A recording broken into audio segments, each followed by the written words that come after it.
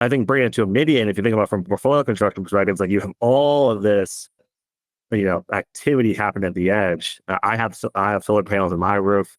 These are all mini power plants. And so how do you effectively manage these mini power plants? Well, the traditional way to do it, and we have centralized generation, is you got a whole fleet of mechanics and technicians on site operating.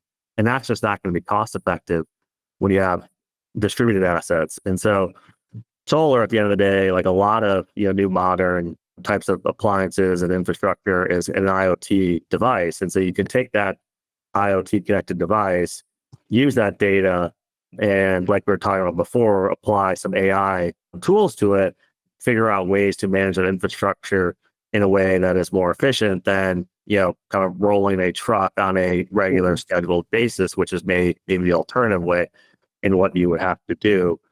And so, as you think about just kind of proliferation of edge assets and, how we need to actually manage those assets, well, Omnidian was really the only pure play player doing this. And so I think we really liked we like to kind of call Omnidian a snowflake around what they do. Sure, there are alternatives.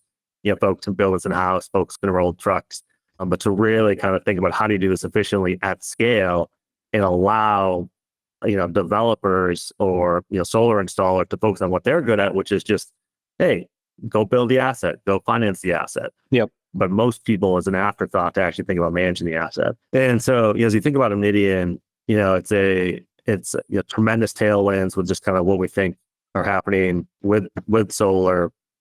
It's an index play. It's not a single bet on specific technology or country. There's tariffs on China, there's tariffs on Korea. Omnidian still benefits.